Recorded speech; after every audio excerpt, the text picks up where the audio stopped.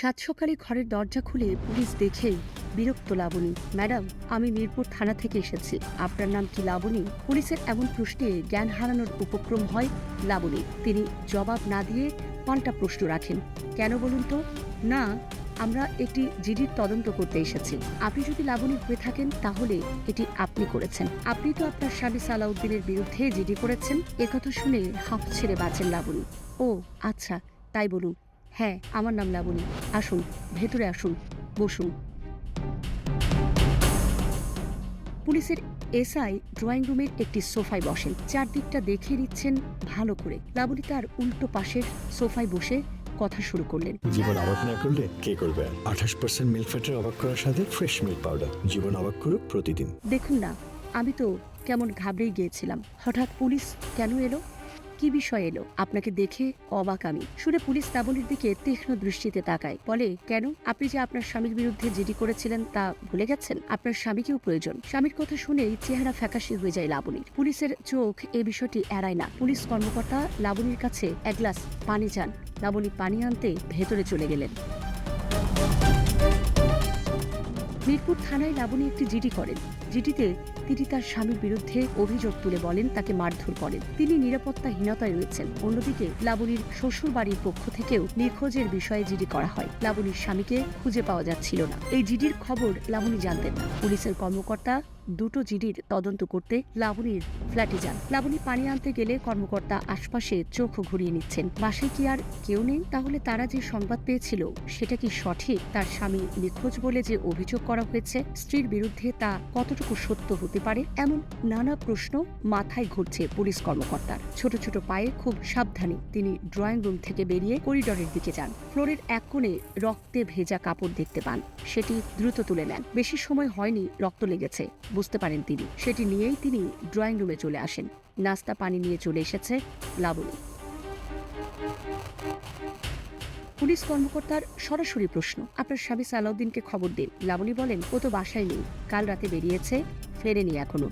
আমাকে কোনো প্রশ্ন থাকলে করতে পারেন, তার আগে নাস্তা করে নিন। কিন্তু সেই রক্তের কাপড় দেখে পুলিশ কর্মকর্তার আর ভালো লাগছে না। লাবণীর জিডি তদন্ত করতে গিয়ে উল্টো তাকেই সন্দেহ করছে পুলিশ। ভাবছে সালাউদ্দিনের পরিবার যে অভিযোগ করেছে তা কি সঠিক? লাবণীকে প্রশ্ন করতে গেলেই উল্টো প্রশ্ন রাখেন পুলিশকে।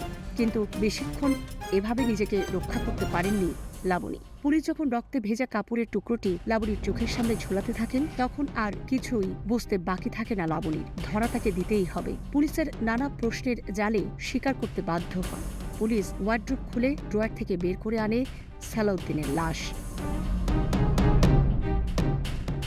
স্বামী হত্যার দায়ে গ্রেফতার হন লাবণী। পুলিশ জানিয়েছেন পরকীয়ার সন্দেহে স্বামীকে হত্যা করেছেন লাবণী। ঘটনাটি রাজধানীর মিরপুরের কল্যাণপুরের। 2014 সালের 18 অক্টোবর সালাউদ্দিনের লাশ পুলিশ উদ্ধার করে ওয়ার্ড্রোব থেকে। জীবন অবাক না করলে কে করবে? 28% মিল্ক ফ্যাটের অবাক করার সাথে ফ্রেশ মিল্ক পাউডার। জীবন অবাক করুক প্রতিদিন। স্ত্রী লাবণী বটি দিয়ে কুপিয়ে নৃশংসভাবে হত্যা করে তাকে। গুম করতে লাশটি লেপ মুড়ি দিয়ে ওয়ার্ড্রোবের ভেতরে লুকিয়ে রাখে।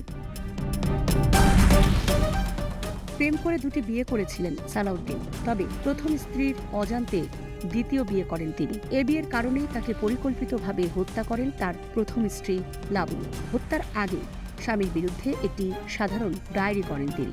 হত্যার পর তার লাশটি লেপ ও চাদর দিয়ে মুড়ে ওয়ার্ড্রোপের ভেতরে রেখে দেওয়া হয়। সময় সুযোগ মতো লাশটি বাসার বাইরে নিয়ে গুম করার পরিকল্পনা ছিল তার। কিন্তু নিজের করা জিডির তদন্ত করতে গিয়ে পুলিশের জিজ্ঞাসাবাদে ফাঁস হয়ে যায় ভয়ঙ্কর সেই খুনের ঘটনা। পুলিশের তদন্তে বেরিয়ে আসা তথ্যে জানা যায় দ্বিতীয় বিয়ে নিয়ে লাবণীর সঙ্গে ঝগড়া বিবাদ চলছিল। এক পর্যায়ে সালাউদ্দিন বাসা থেকে বেরিয়ে যান। তিনি দ্বিতীয় স্ত্রী মাহমুদা আক্তারের বাসায় ওঠেন। সেখান থেকে পরে যান গ্রামের বাড়ি শরীয়তপুরের নড়িয়ার আটপাড়ায়। কিন্তু সালাউদ্দিনের মা পারভিন আক্তার ছেলেকে সঙ্গে নিয়ে প্রথম স্ত্রী লাবণীর বাসায় যান। তিনি সালাউদ্দিনকে ওই বাসায় রেখে চলে যান। দুই পরিবারের গার্ডিয়ানদের মধ্যে বৈঠক হয়। সেখানে তাদের মিলিয়ে দেওয়া হয়। কিন্তু লাবণী সবার সামনেই সালাউদ্দিনকে মারধর করেন। সালাউদ্দিন এ সময় তার মাকে বলেন, মা, আমাকে এখানে রেখে যেও না, তোমাদের সামনেই আমাকে মারলো, তোমরা চলে যাওয়ার পর আমাকে মেরেই ফেলবে। এ সময় পরদিন আবারও বৈঠকের সিদ্ধান্ত হয়। কিন্তু সেই রাতেই দুনিয়া থেকে সরিয়ে দেওয়ার পরিকল্পনা আটেন লাবণী। সালাউদ্দিনের মা, বোন ও ভগ্নিপতি চলে যাওয়ার পর তাদের মধ্যে আবারও ঝগড়া বাঁধে। সালাউদ্দিন কিছু সময়ের জন্য বাইরে যান, আবারও বাসায় ফিরে আসেন। লাবণী ওই ফাঁকে থানায় গিয়ে তার স্বামী নিখোঁজ বলে জিডি করেন। তিনি বাসায় ফিরে এসে সালাউদ্দিনের সঙ্গে আবারও ঝগড়া বাঁধান। রাতে ঘুমিয়ে পড়েন সালাউদ্দিন। এরপর বটি দিয়ে ঘুমন্ত সালাউদ্দিনকে কোপাতে থাকেন লাবণী। ঘটনাস্থলেই মারা যান সালাউদ্দিন। সকালে লাশ গুম করতে বাইরে নিয়ে যাওয়ার পরিকল্পনা করেন। সালাউদ্দিনের লাশ লেপ মুড়িয়ে ওয়ার্ড্রোবে ভরে রাখেন লাবণী। লাশের মাথা নিচে ও পা ওপরের দিকে ভাঁজ করা ছিল। সামরিনা প্রীতি, ঢাকা এক্সপ্রেস।